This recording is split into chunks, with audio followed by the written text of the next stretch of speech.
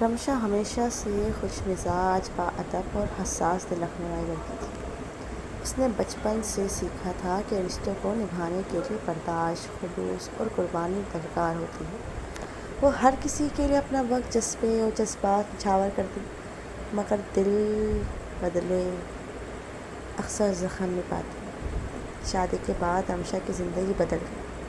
شوہر کے طنز، سسرال کی بے رخی، معاشرے کی بے حسی نے اس کو روح کو گھائل کر دیا۔ ہر دن کوئی نیا الزام، کوئی نیا طعنہ اور ہر رات آنکھوں میں آنسو، مگر وہ پھر بھی ہر بات کا جواب دیتی، ہر الزام کا دفاع کرتی، شاید اس امید پر کہ کوئی اسے سمجھ جائے۔ پھر ایک دن جب سب اسے جھوٹا، ناکام اور خود غرض کہہ رہے تھے، رمشا خاموش ہو گئی۔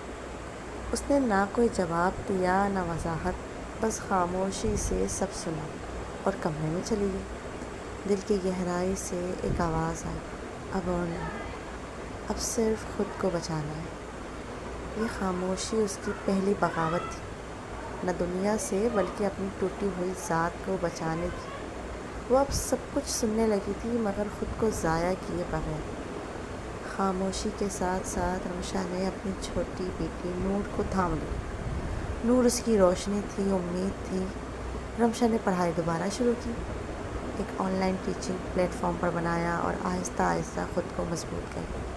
اس نے سیکھا، ہر بات پر رد عمل دینا ضروری نہیں، ہر رائے پر پریشان ہونا ضروری نہیں، ہر واقعے کو زیادہ اہمیت دینا ضروری نہیں، اور ہر بات کا جواب دینا بھی ضروری نہیں۔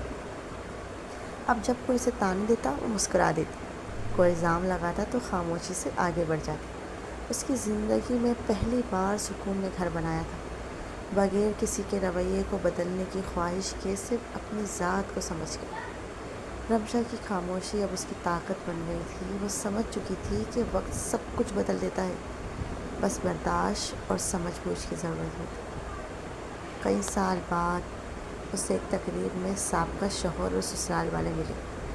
انہوں نے کوشش کی کہ بات چیت ہو، پر رمشا نے پھر بھی خاموشی سے کام لیا۔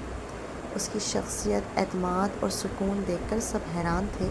یہ وہی رمشا تھی جو کبھی ہر بات کا جواب دیتی تھی، اور اب وہی اپنی خاموشی سے جواب دیتی تھی۔ آج رمشا کامیاب استاد ہے، خوددار ماں ہے، اور سب سے بڑھ کر ایک پرسکون انسان ہے۔ اس نے دنیا کو وہ سبق سکھایا جو اسے زندگی نے دیا تھا۔